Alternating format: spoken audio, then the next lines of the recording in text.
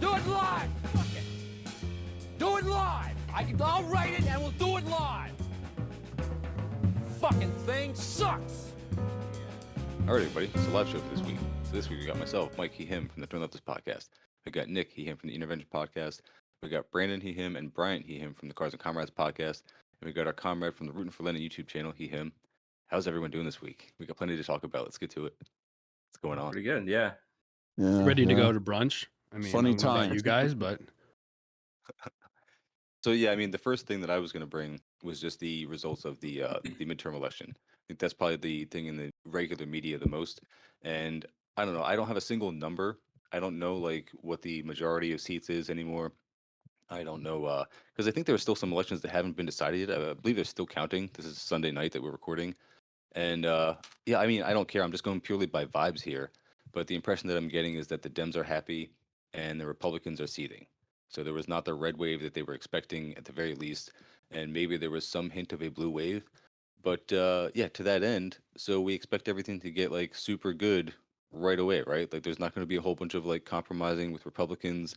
There's not going to be a whole bunch of fake bureaucracy that holds the Dems back and all the stuff that they promised 2 weeks ago. They're actually going to get all that stuff done. And all the liberals who said that you could vote and also do direct action and organizing are definitely going to do that direct action and organizing, right? Like that's going to happen. So I don't know. Anybody have any predictions as to how that's going to go? Expect that we're going to have Roe v. Wade codified into law any day now. Dude, in Yeah. like 5 minutes. Before we publish this episode, it's already going to be law. yeah, because they don't even need Georgia. I think Nevada just came in a little bit earlier, and so they've got the 50. You know, they haven't lost the Senate. So, I mean, Brandon, to your point, that should be incoming imminently. You know, I understand the reasons why they couldn't have done it before with 50, but now it's definitely going to be different, isn't it?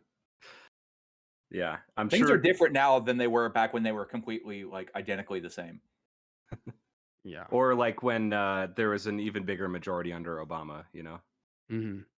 It's different, Jack. We got dark Brandon now. The big result here of the midterms was that we finally got rid of the parliamentarian, I believe. I think that's something that I saw in the news somewhere. But I mean, that was probably the big stumbling block. But I don't know. I mean, I put something in the chat earlier this week, and I saw some people like reacting in a way to the obvious sentiment that I was putting out, and I think a few other people. It's obviously not just me. Were saying how useless voting is in like fucking bourgeois democracy.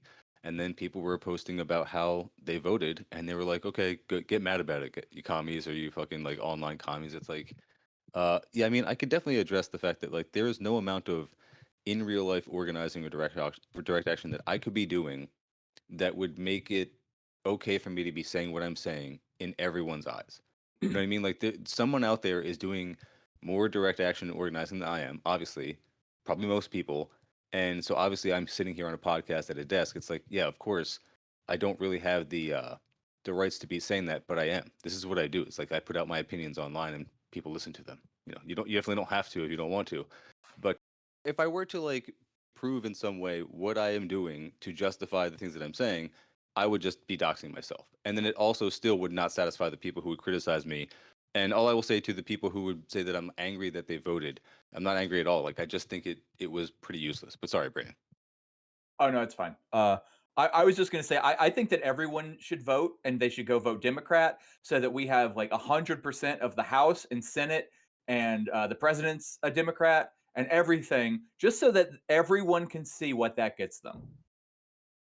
The thing of and what adds on to what Brandon said is oh, by the way, this is Rutin, but what adds on to what Brandon said is that if you do vote, let's say like Mike said, you know, if you do vote and you vote, let's say something that you want. So for example, if you vote, let's say Socialist Workers Party of America, which is a, you know, Trotskyist, but they also have direct ties to the Communist Party in Cuba for some odd reason. So they're like crypto MLs like Workers World and PSL. By the way, they have a big electoral presence in California. They get like 7 to 10,000 votes in a lot of areas of the country, right? And they get like 15-20%. You're gonna be maligned as a spoiler. I have an ML friend. She goes to Georgetown University, and she told people that she voted for. I think you may know this guy. His name's Eugene Puryear. He was the PSL vice presidential candidate. He voted for him when she was running for the DC city council or whatever, or like I think one of either the Congress or whatever, against Muriel Browser. And she was maligned by the liberal bourgeois, activist industrial complex, you know, and they were calling her a spoiler. They were saying that, and, she was a white woman. And, I'll also say that and I point that out because they were also attacking her as a white leftist and that she's privileged to have left wing opinions, which is the most sociopathic thing you can tell somebody because the most iconic revolutionaries are people of color. Like, what the fuck are you talking about? You know? Like, and I think that's what I would add on to what Brandon and Mike said is like, even if you are as a leftist pushing for leftist policies, like for me, I vote Green Party because that's like a moderate option and it's a realistic option. And I still get maligned. Like I voted for my Green Party person in Virginia, and I got shitted on by like my liberal friends because they don't even want to talk to you, engage with you if you vote for Green Party in some cases or whatever Yeah, in their left party, and they're more get this, they're way more rude to you than if you were to vote for Republican. Like it's really weird. Like liberals, they they, that's they true. just want to have a moral majority in every conversation. So it's Because like they I see don't you even as care. like a lost Democrat vote, not something that they had to like fight against. Like Yeah, I've seen them do that. Would you have yeah, Brandon? Oh, I was just gonna like add on to that, just how funny it is when Democrats are so like get out and vote, everybody should vote, and it's like, well, you're not getting across the point that you think you're getting across because what you mean and you think is understood is vote Democrat, but you're encouraging everyone to vote. So I go out Mhm. and vote just like you tell me to, and I don't vote for your candidates. So now I'm a piece of shit more so than if I hadn't voted, or as Rootin' for Lennon commented that if I voted Republican, they would then just dismiss me. But they take ownership over anyone uh, left of them, which I mean, in a sense, kind of is reasonable because they view themselves as the left party, so they think that they should cover for everyone left of them. But that's batshit crazy. They don't have any values that I have. Yeah. Would you have Bryant? I forget the name of that party that Rootin' for Lenin that you mentioned, the Trotskyist Socialist org or Workers whatever. Party? Yeah, SWP. I think they actually did it sort of foil quote an election this year that was very close between a Republican and a Democrat. But as other people have pointed out, like, hey, maybe the Democrats could like reach out to those people and like offer them something in return for their vote. Um, but like you said, Mike, I think on a post or something like it's all our fault as communists. The blame is entirely on us, not the Republicans or anything. Yeah. you know. Well, I mean, I don't want to talk about the whole electoralism thing for very long because, again, I don't view it as important. And we also have plenty of other things to talk about tonight. But so I will just wrap up my portion of it by saying that I am perfectly happy admitting that I am too far left for the Democratic Party. They've alienated me. That is a conscious part of their policy, as in chasing the mythical moderate Republican, constantly moving to the right to win these swing voters over, and thinking that they either have my vote intrinsically because I am, left of the liberals, or that if I'm too idealistic for them, they can afford to lose my vote. So that's where I am, and I'm perfectly fine admitting that their strategy has failed me, and so therefore they can't get mad that I'm not voting for them because it has been part of their policy. And just like I was saying earlier in the Discord, I'm not angry about anybody who did vote. If you voted in your local elections for a particular situation where they were really going to materially hurt some marginalized people in your community, I hope that you did vote, and I hope that that one vote of yours did make a difference. Um, I just remain skeptical that the Democrat politician you elected will actually follow through on their promises to help the people that you want them to help. And if it comes down to like a referendum or something, of course, yeah, go and vote. But I'm precisely as angry at your vote as I am about you eating breakfast. I just feel like both are as politically productive. They're just it's the same thing. I just hope you actually go and do the things that you said you would also do in addition to voting when you were condemning me for my stance online. And And again, breakfast is the most important vote of the day. but yeah, I mean that's all to say this is of course all online discourse. It's a podcast, so take it with a grain of salt for that. So, what'd you have, Nick? No, I mean, just to the point of who they're actually targeting or who they're actually missing with their outreach. I mean, one thing that I have noticed, and I have a hard time actually quantifying it, But it seems to me, from what I've seen, that these progressive ballot measures, like for example, combating anti-abortion legislation in a given state, those type of things seem to be doing well. But there's a lot of like incoherency between this thing that on a ballot measure that Democrats would ostensibly support across the board and their actual performance, because what they're basically chalking up as a victory the fact that they didn't get fucking blown out, right?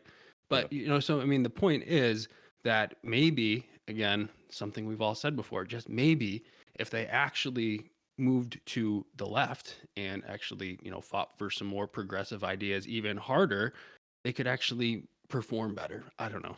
Sounds crazy, but That's actually the even better take. Like that is the last thing I'll say, and I kind of wanted to avoid it because it is the Chapo take. Like if anybody listens to the most recent Chapo, so where they talked about the midterms, they called it and they said that the Republicans got too crazy. They just got too confident. They overplayed their hand, and they went too in on the sickos stuff. Like went too in on the obvious persecution of trans people and gay people, saying that they're going to outlaw gay marriage and all the shit that they were saying, and really relying on the disgust that people have for people who are different than them, and hoping that they really just had enough bigots everywhere that they could get all their agendas passed. And that is the big message from the way people voted in this midterm, was that they've rejected that message. People actually do, for the most part, just either not care about gay people, or they just don't view it as an issue that they need to really persecute these people for. Like they would rather just live and let live, which is actually how most people feel. And again, to your point, Nick, proves that like if you actually want to win people over, you should be moving further left, because most people actually do view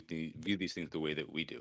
What would you have, Brandon? Yeah, I was just gonna say, I think I saw this a few weeks ago when DeSantis's like shipping immigrants to like Martha's Vineyard bullshit went off, and like he had presidential momentum up. I feel like up till that point, because I think most people in their heart aren't cruel. They want to do what is good. It just so or what is right. It just so happens that there's a wide array of what people think is right.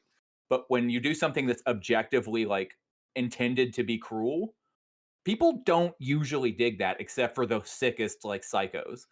And I think more people started seeing that and saying like, yeah, no, I don't necessarily want to support the open psychopath. I prefer the closeted psychopath. Yeah, and the thing is like, I'm sorry if you were about to say something, Mike, but You good? the thing is like, you know what the Republicans are gonna do? It's just like the '90s with the gay scare and the Satanism scare that the right was on. What they're gonna do is they're gonna let liberals and Democrats and moderate Republicans take over. They're gonna wait for people to get upset with neoliberalism, just like with Obama, and then they're gonna go back to their rah-rah sicko bullshit. Like it's just it's like what Mark Twain once said, like history doesn't repeat itself, it rhymes. Like why do you think Trump came along on the right so easily? He was able Yeah. to wait for what right wingers called the Reno Republican in name only, RINO, them to get very annoying and boring. And then Trump comes out of nowhere. He comes like a fucking Han Solo at the fucking Mos Eisley Cantina. Like all it takes is for him to walk right in. DeSantis is going to do the exact same thing Trump is, but you know what's beautiful? I think Trump and DeSantis are going to cause a civil war amongst the American right. Ron And DeSanctimonious. that's going to fucking happen because Trump's already So announced he's fucking good. running. That's the only thing that's going to save the Democrats. But the thing is, the Democrats they literally have to do a fucking Khmer Rouge or fucking what's it called? No, Khmer Rouge style purge of all these fucking Biden era, like fucking Biden legacy fucking politicians, Kamala, Buttigieg, whatever the fuck. Like you can't run these people. People hate them within their own base. Democrats already hate Kamala Harris. Yeah, but She couldn't even. hold That's on, who hold they on, one just are, real like though. quick. To counter your point, Brandon, the one thing I do know about Republicans winning or losing was that Ron DeSantis won big. And as much as people may hate the overall Republican message and how they're just the Christian paranoid moms in the Midwest now, like all of them, he's the one who did win out, and his message, that secured kind of his place as the a presidential possible for 2024. In Florida, But yeah. But the this, most psycho place. well, yeah, of course, but I mean, they're that's where people are going. Like, if you do not believe in climate change, they're moving to Florida now. They've been doing it for years because they feel like that is their haven. But the feud between him and Trump is fantastic. Like, I don't know, that could actually convince me to talk about this a little bit longer if you want to talk about the fucking feud between them. Would you have, Nick? oh No, I'm yeah. just gonna say, but this is why but that's why DeSantis is going to do well, right? And I think actually he may benefit from distancing himself from Trump just a little bit. You know what I mean? Because DeSantis is a sicko in his policies and his ideology. And he actually believes in a project, I think, in a lot of ways, in a way that Trump might not, in the sense that Trump just is the uber reactionary, where he is literally just reacting to things as they come across. I think DeSantis can get behind a specific project, right? And he also lends himself to a little bit of this idea of like respectability that some neocons who rejected like the most sick, MAGA Republicans that got put up there, like Trump's handpicked people, they can look at someone like DeSantis and be like, hey, this is like a reasonable, polished, well presented person, and we can get behind him again. You know what I mean?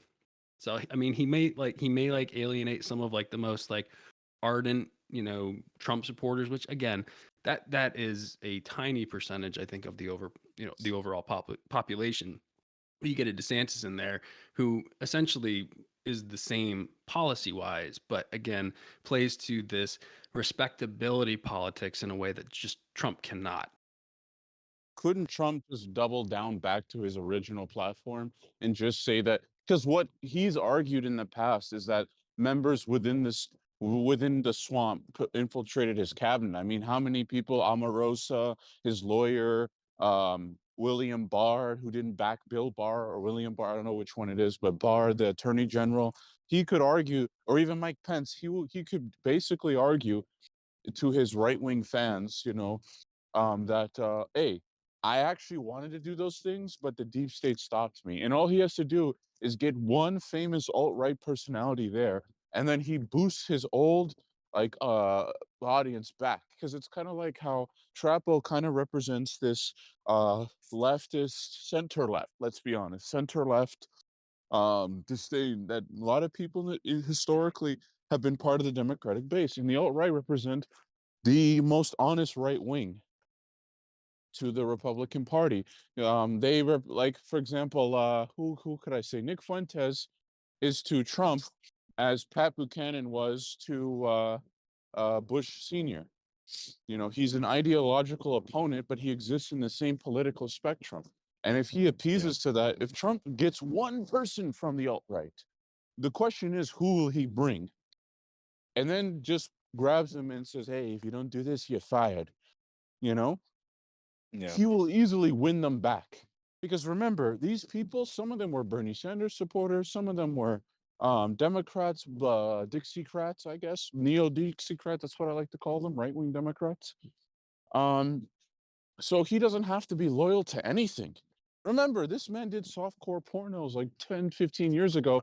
Now he's talking about Christian values. Like, he doesn't, and that's one thing. I'm sorry if I'm pushing back against you, Brandon, or it's like, that Trump doesn't believe in anything at the same time. So he Yeah. gets away with everything. You know what I mean? He's like Mr. Pitzik in the Justice League. He's an So I gotta omnipotent being that gets away with anything. what I really wonder is if the QAnon base and the alt-right in general are increasing or decreasing over time. Because I could see any kind of number of scenarios. I could see that they are killing themselves through catching COVID, like intentionally because they're so anti-vax. I could see any number of scenarios like they're spreading online because, they're continuing to do their message, and the more that Democrats win, or at least they perceive that Democrats are winning and doing things that they don't like, then their message becomes stronger because they feel more victimized.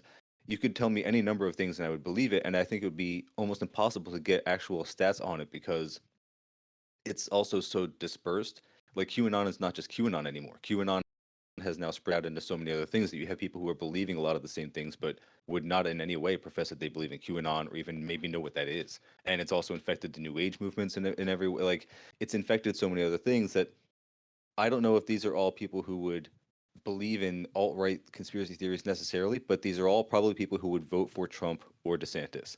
And this feud between them is nothing but good for everyone else. And so now, as much as I was like rooting for Trump to like get COVID or lock himself down in his Mar-a-Lago place while a hurricane hits, like now I kind of want him to stick around till at least 2024 and feud it out with DeSantis because that's fucking fantastic to just have the alt-right divided amongst the two. Like that's just I can't picture that being a bad thing. It's great. No, it's great for everyone for sure. Yeah, and like at the end of the day, Rutan, like I push back, like I don't care. I was just positing like a little idea about who DeSantis is and how I see him, but like at the end of the day, it'll be what it'll be, you know. Yo, I understand, but with the what I would also tell you, Nick Fuentes, you asked about the size of QAnon. QAnon is like that was a moment thing, like Pizzagate. But what I would say about the alt-right has completely collapsed due to infighting with Nick Fuentes and Richard Spencer. The Good. Traditionalist Workers Party, Based. Mike Hamback, he's a big pedo, incestual loser. He's gone. He's now a lib. He's a lib now, advocating for black rights. Richard Spencer is a paleo conservative Christian. Nick Fuentes is a destiny orbiter. Can you believe that? A destiny orbiter. What does I that can His even believe that, mean? actually.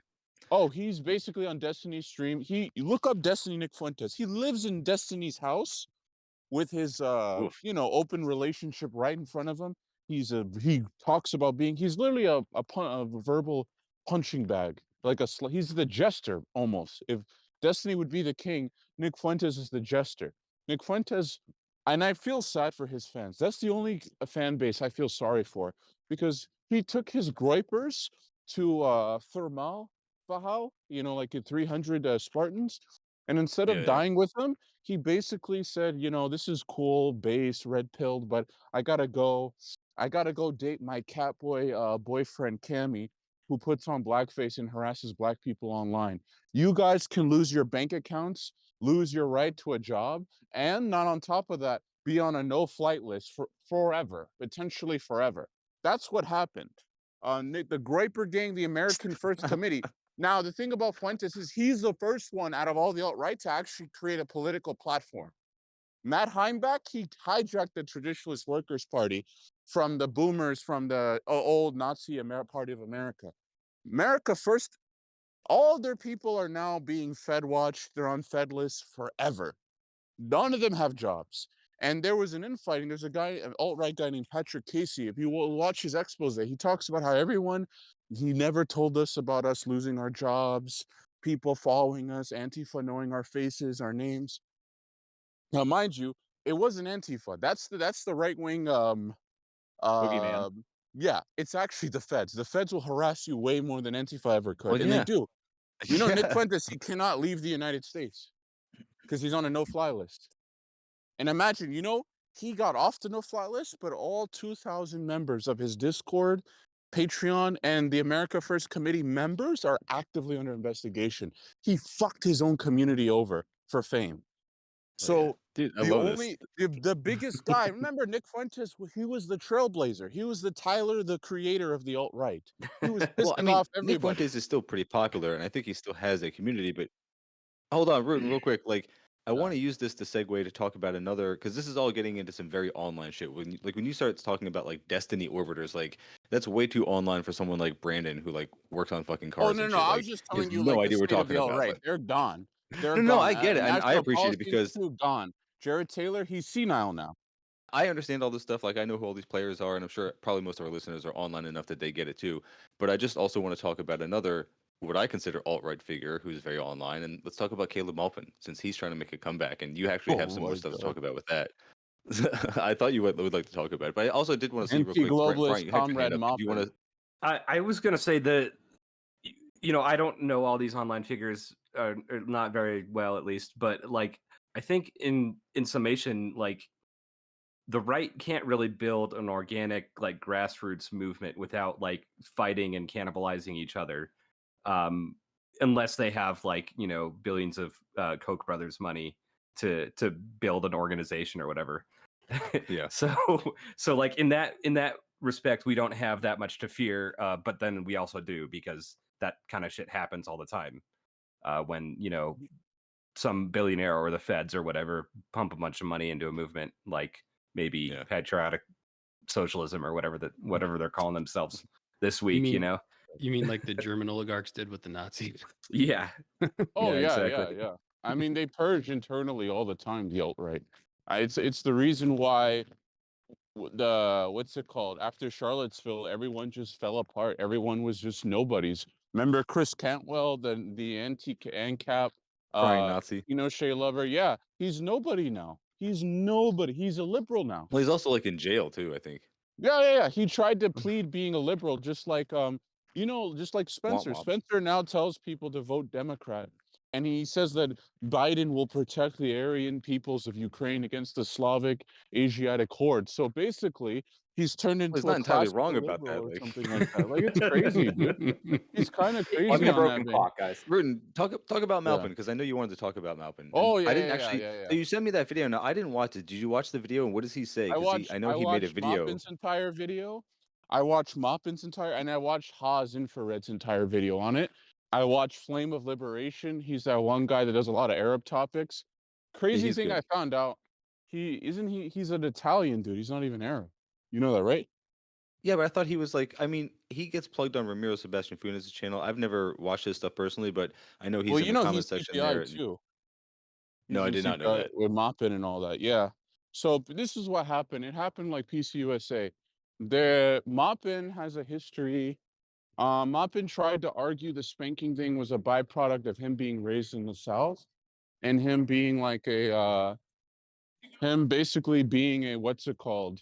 Oh, I was beaten a lot, and sometimes that our lived experiences and our trauma can be put into a sexual form.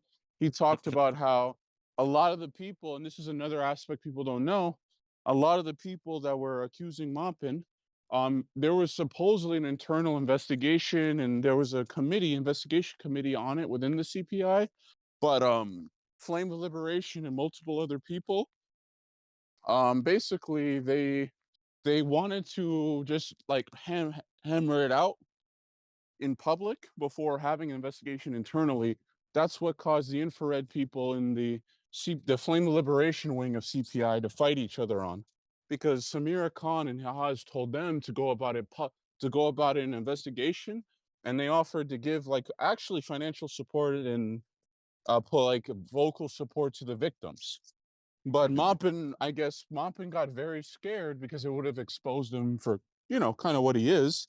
He tried to stop it, as he tried to do what Angelo did in the PCUSA, where he just tried to say, I'm the leader, you gotta listen to me.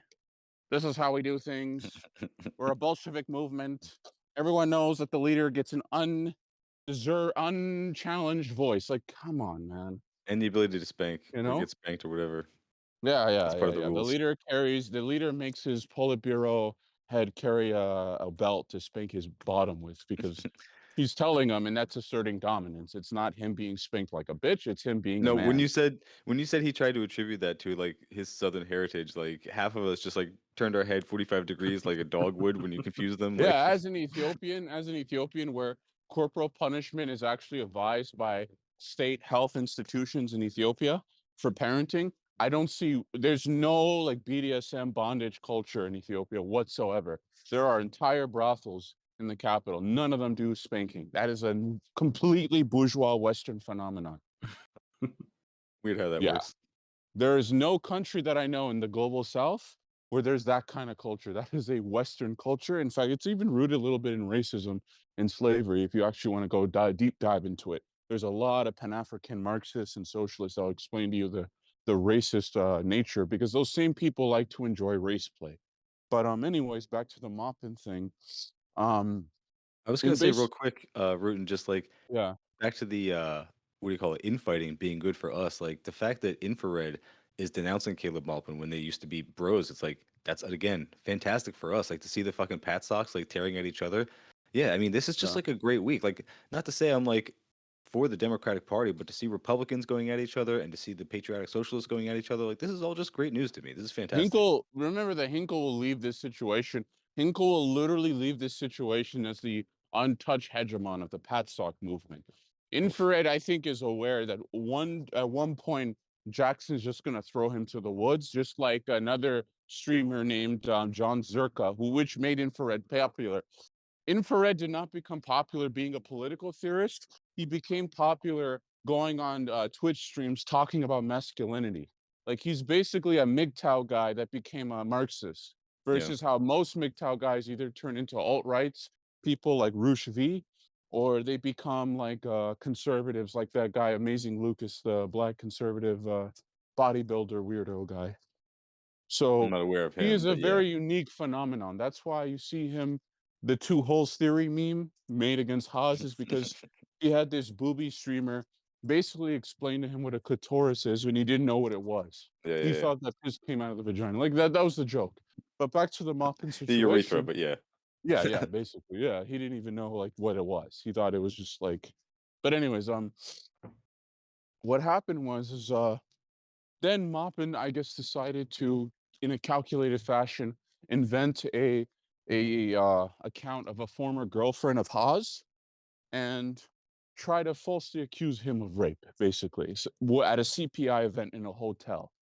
So he tried to pull a fake Me Too on Haas. And the credit where credit is due, Haas handled it perfectly without lying about Maupin. He just showed him all the DMs and conversations and basically exposed Maupin for trying to control the situation.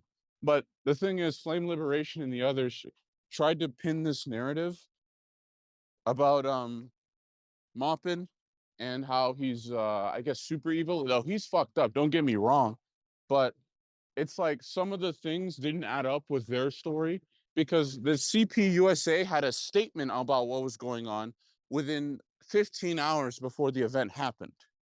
So there's a lot of murkiness in the water. What I think Yeah. happened is someone in CPUSA just had it with Maupin and they coordinated with either Flame or someone within his camp to cause this to happen. Does this mean that Maupin is not a sexual predator? It doesn't debunk it whatsoever. Please remember what I mean by that.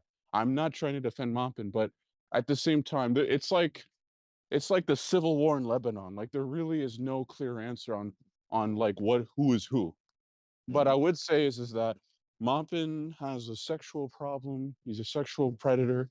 Um, Flame of Liberation was an opportunist who took advantage of a rape sexual assault victim to take over the CPI so he can build his literal media presence up. Yeah.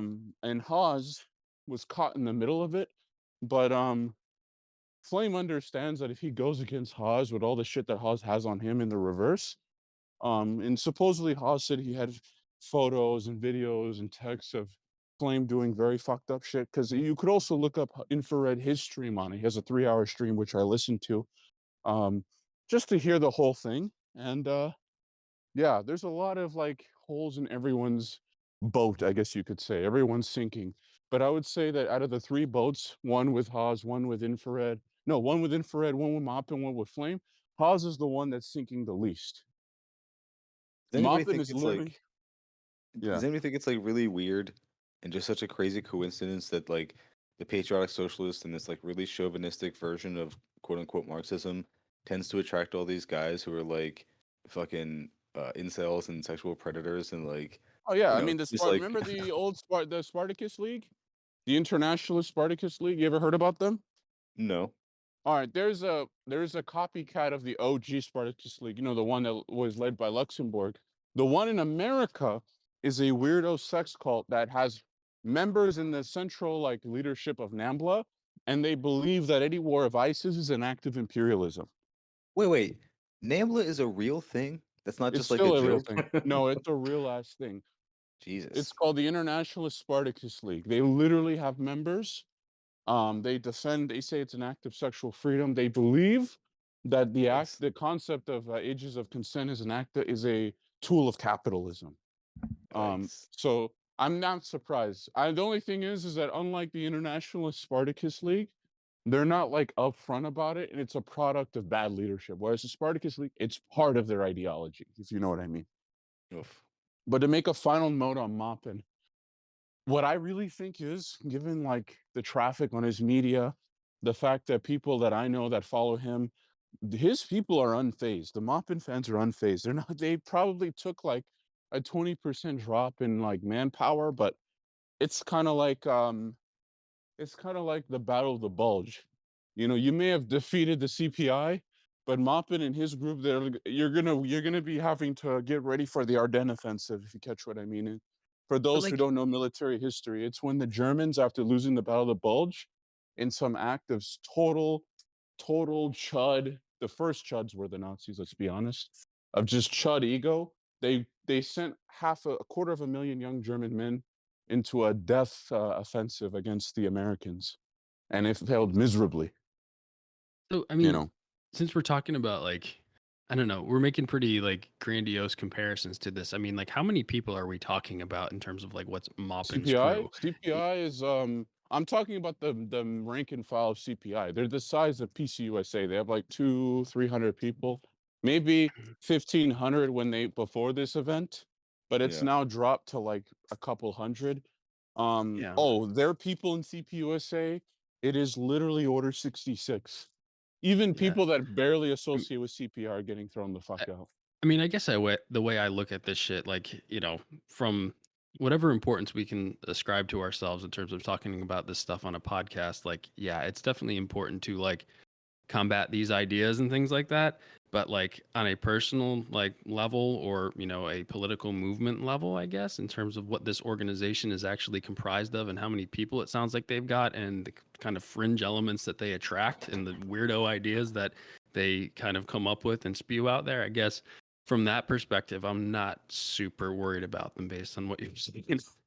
Oh, Yeah, I yeah, mean, yeah. Don't get me wrong. I mean, the sad thing is, when I was in PCUSA and I was supposed to be a member of the international delegation to Western Sahara to meet with the Polisario Front, although my passport fucked me over because it was expired, we were literally told to make sure that Maupin avoid and just be as nice and charitable to Maupin's people as you can.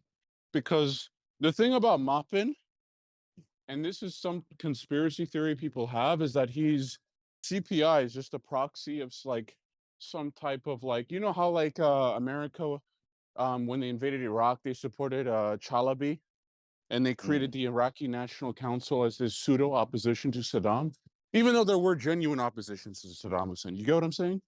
yeah. Some people believe that given that Ahaz and Maupin are always put on CGTN, the Chinese global television news, people think that he might be like just a kind of a paid proxy. But I don't believe that shit because those same people talk about how there is a Uyghur genocide and that there's a famine in Cuba, right? Like literally right now. Yeah. So it's like, no, I just think that he's good. He's the new LaRoche. Let's just be honest. He's the new LaRoche.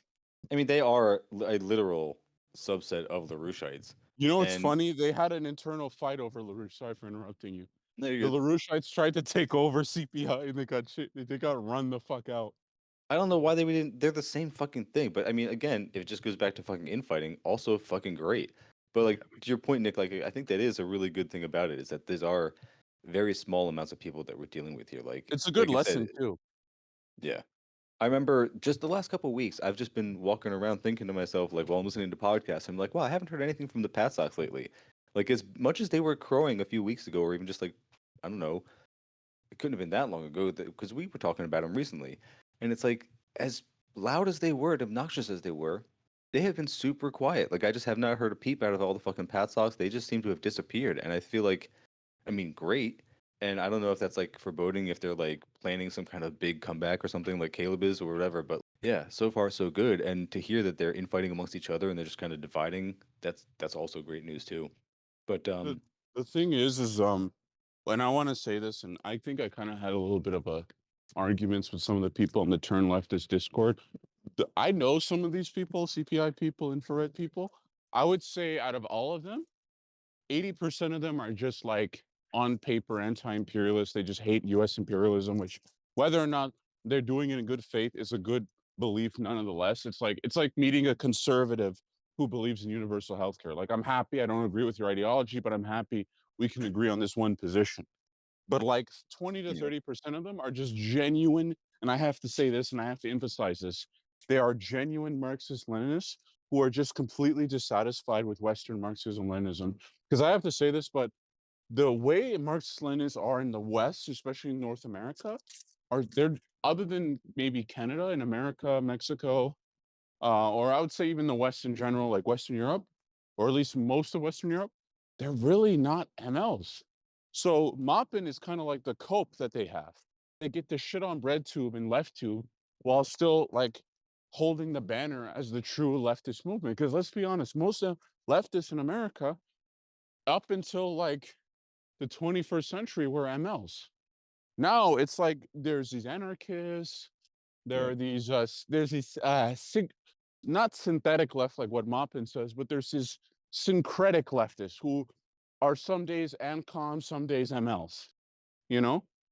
And like ANCOMs that jerk off about Sankara, basically, is what I'm saying. And they Yeah. fuck the left up. The other thing I wanted to say is like when I was saying we're dealing with very small numbers of people, like if you're saying that it's the CPI and all these patriotic socialists and their org or whatever, or this few hundreds of people, like we are literally getting more listens on these episodes than their entire group. Like every time we put one of these out, so like that's a comfort. Not that I like to talk about fucking traffic and stats here on these things, but like that is comforting to know. And I would consider us fucking small time, like doing this little fucking thing that we're doing here. Absolutely. So that is just a comfort. But I want to move on and talk about a different topic. Can we what else did I have here? Brian, what was the thing that you had? Because I thought it was going to be something that we might be able to finish up in the next 20. Yeah, I mean, this is kind of off topic. This is just something I've been thinking about lately, and maybe a listener that's read more theory than me can chime in and tell me that I'm wrong, or that Gramsci already thought about this 100 years ago or whatever. Email me carsandcomrades@gmail.com. But we all know like the idea that there is no such thing as the good old days. Like the conservatives are always talking about like we got to make America great again. We got to return to some imaginary past where things were good. And I feel like communists can sometimes fall into that same sort of fallacy or whatever you want to call it, that mistake. Especially, I'm not pointing any fingers here, but Trotskyists can sometimes make this mistake that I don't think anyone's a Trotskyist here. No. I'm just trying to be Guys, diplomatic. I have something to tell you. But revanchism. Okay, yeah, that's a good word for it. But yeah, like some people will say, okay, yeah, the Soviet Union was great until Stalin took over or whatever. And the more I learn about history and read theory, the more I feel like there was no good old days. There was no perfect shining city on a hill that we can look to as a perfect model to emulate. Every movement, every revolution, every country, every leader or a theoretician always got it wrong some way or another. Marx made mistakes, Lenin made mistakes, Stalin, Mao, everyone made mistakes.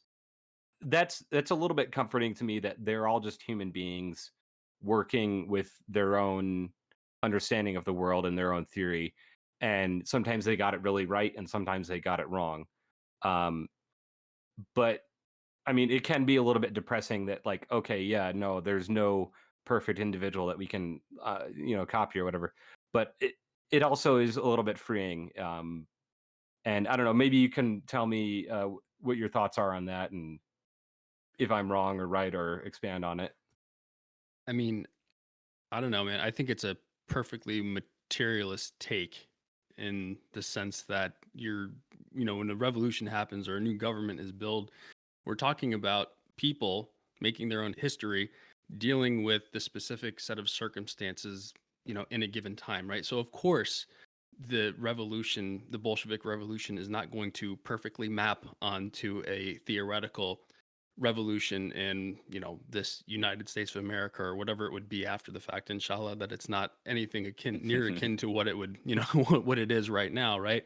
But I think that's a problem with like the Western left broadly, is that and it plays into this whole Orientalist idea. I think that a lot of people Orientalist trap that a lot of people fall into, right, where they're trying to ascribe like some kind of like purity to a revolution, and they're comfortable writing or theorizing about what it would have looked like without actually have been on the ground, right? It's why I get pissed off. And Cow Collective or whatever, and apologize if I'm saying that wrong, had a good take on this about China, right? And it's like, oh, you want to like say, oh, Xi Jinping should be doing this, Deng should have never done that, right? Here's where China fucked up. And it's like, well, can't we just like recognize what they've done for people, for working class people, right? Sure, it's not a perfect socialist society and things like that, right? But like, let's like look at this as something that's happening in real time, people dealing with real and changing global conditions at this point, right?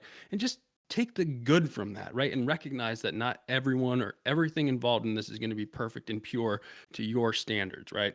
So I don't know if that tags onto your point perfectly or anything like that, but that's just what resonated with me. Yeah, I mean, it seems like it's a big contradiction between dogmatism and then the actual materialism. Like when you interpret the theory and then apply it to the on the ground circumstances and try to make that match as best as you can without losing your project, without sacrificing your project to idealism and falling to either external sources or internal, like the left comms who are just going to, I don't know, haggle you into like paralysis. Like you can criticize something, you can criticize any plan of action to the point that you do nothing. And go to any fucking like what's like an org that we will make fun of. DSA, I guess, is like the stereotypical one. But I still don't even think they're all that bad. Like we've had them on the fucking show, they were fine. But if you wanted to like make fun of an org and say that they're just like sitting talking about points of order and endlessly, fawning over quibbles, to make sure that they're accepting of every point of view to the point that they get nothing done. It's like that is literally the U.S. intelligence playbook for how to dismantle and infiltrate and neutralize leftist orgs is to do that. And so hopefully, if you have any kind of project of a socialist nature at any scale, you are avoiding that and you are actually proceeding and making progress. And hopefully, what you're doing to do that and what you are sacrificing is not something that is like inherent to Marxism. You're not sacrificing the ideological principles of it. But let me go with you, Brandon, then Brian. I mean, then Nick. Sorry. I don't really like read a lot because I have a really hard time sitting down focusing and I just stay busy all the time. When I'm able to read across the board, I read theory or I read US leftist history for the specific purpose of it does two things. One, it gives you a genuine idea of what the left has looked like in the US over the last 100 years. And when you get a better picture of what that looks like, our ideas and our beliefs, our movement looks a lot more tangible and realistic because you see that like in the past we have built a lot of momentum with the same people that now you would say like, oh well, those people are never going to be like leftists. Like no, they in the past were. And it also shows you somewhat of a roadmap. Like specifically, I love reading about the Rainbow Coalition, like Fred Hampton's thing in Chicago, because it shows you very specifically what it looks like when an organization is doing such good work that the only way to kill their momentum is to kill them.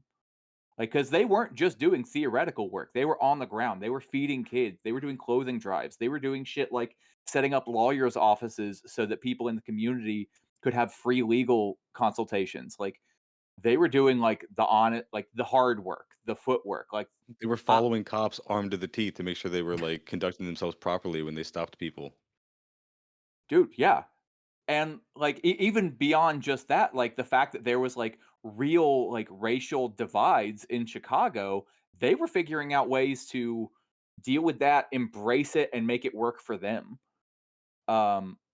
So like it's good to like humanize people, but like yeah, there's a lot of times when theory cannot be applied perfectly and you just go as perfectly as you can, and when you can't go perfectly, you do the thing that benefits people. Yeah. I mean, go ahead, Mike. No, go ahead. No, I was just gonna say, so it's interesting because it's like it's complicated to talk about, right? Because you don't want to fall into the trap of like romanticizing the past, right? Like in from like an idealistic harkening back, because I think that can really lead to some reactionary places. But as you guys are saying, you want to learn from the past, right? Look at those tactics and analyze those conditions, right? And then see if there's anything that we can do with those to adapt and apply them to the conditions that we're facing today, right? So, and I think with the Pat Sox stuff, you get into this place where it's like they'll call back to like the USSR and they'll be like, well, Stalin believed this, and it's like, I have a lot of respect for Comrade Stalin and what he did and is given, in that set of conditions at the time and things like that, but you know, given like the social advances that we've made and things like that, I mean, why try to map those particular set of beliefs, especially on like the social end? And again, in a given context, you have to look at an individual country or a given place, but why try to map those things 1-to-1, right? And it's in That's the the same point that way. I was trying to make, right? No, and you said it. I'm just repeating what you kind of already said already. You know what I mean? But and then just to go on a little bit, you mentioned Trotsky, and it's like, I guess from like an academic perspective, it's kind of fun to sit and theorize about like what would have happened, if Trotsky somehow took over from Stalin. But it's purely academic and like a thought experiment because that is not what fucking happened. So it's not relevant to what we're facing today. You know what I mean? Yeah. So to build a political project around this idea of what might have been and what a, disgraced kind of political opponent wrote about, the Russian Revolution after the fact and what was going on in Russia at the time, like to build, your ideology out of that just is ahistorical and I think not useful. Yeah, and that's kind of actually what got me thinking about this because I was thinking of writing an alternate history novel, and I'll probably never do this because I have ADD and I'm not very organized and I'm busy with other stuff.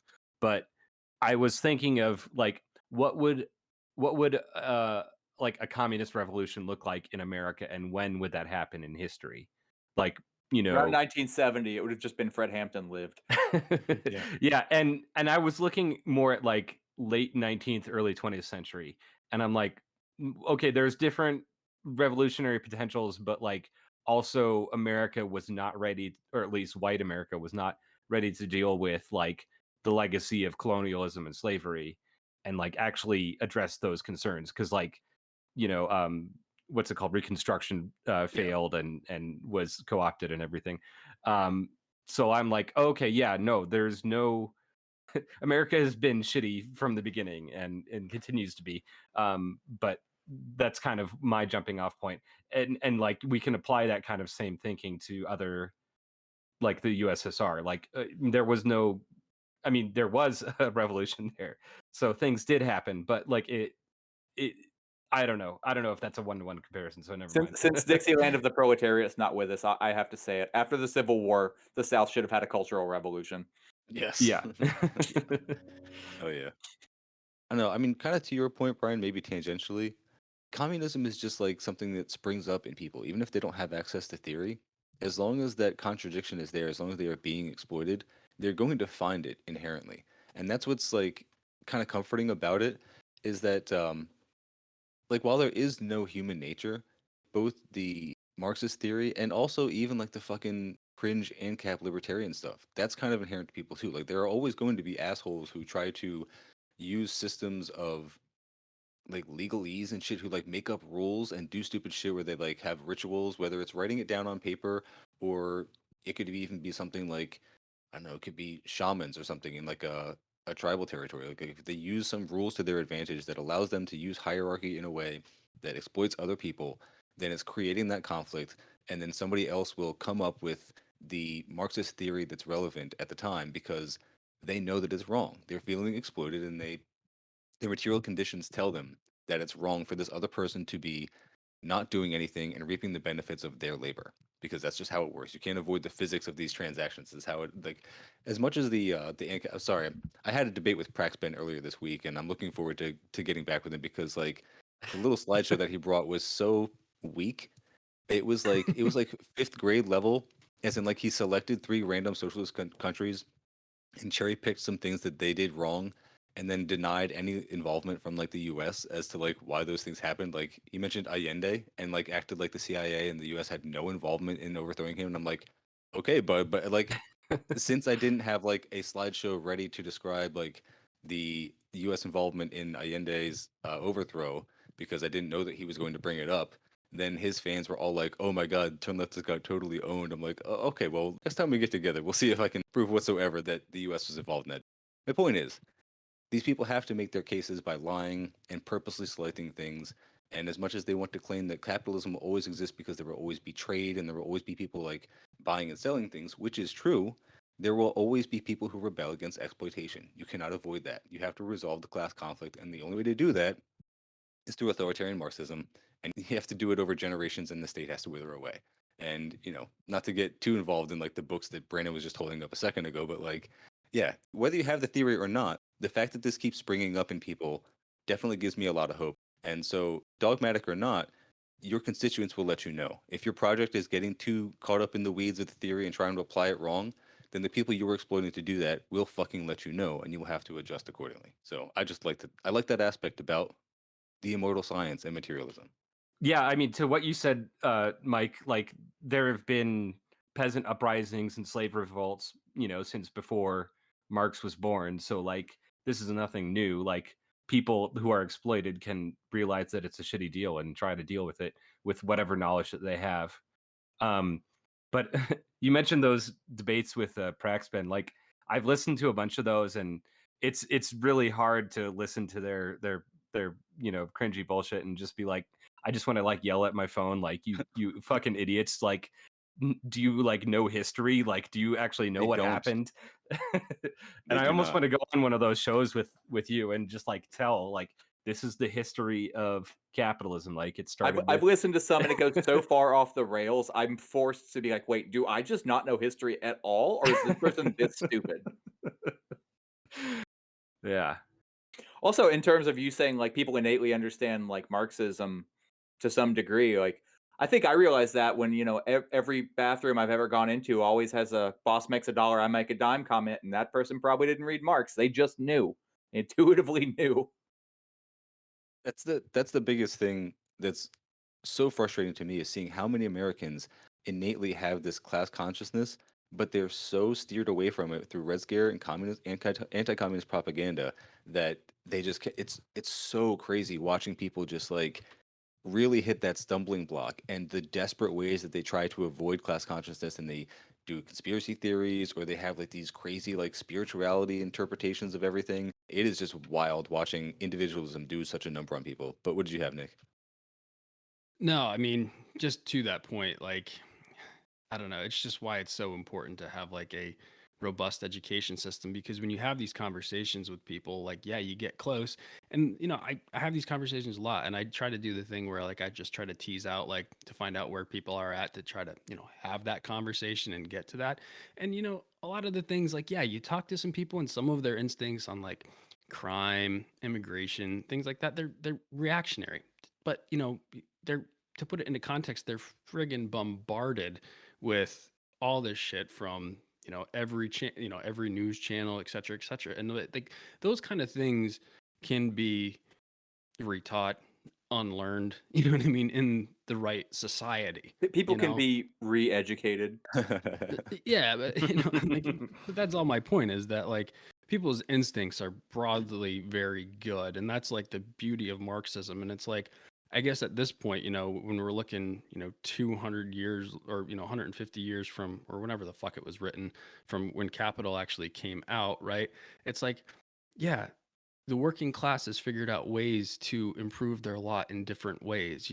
Sure, it was like the industrialized proletariat in Russia, but just because it was like a peasant-led revolution in China or in many other places throughout, Asia and Africa, doesn't mean Marx would be like, oh, you guys didn't do it my way. It wasn't the proletariat, go back and, suffer again until the proletariat's actually ready to do it. No, it's Oh. adapting and it's evolving based on given conditions. Marx And was at the end of the day- OG shit poster. He would have had something to say about all of it. But yeah, but all I'm saying is, at the end of the day, what it's all about is improving the lot of working people, however you fucking do it, right? Without being oppressive towards, marginalized groups.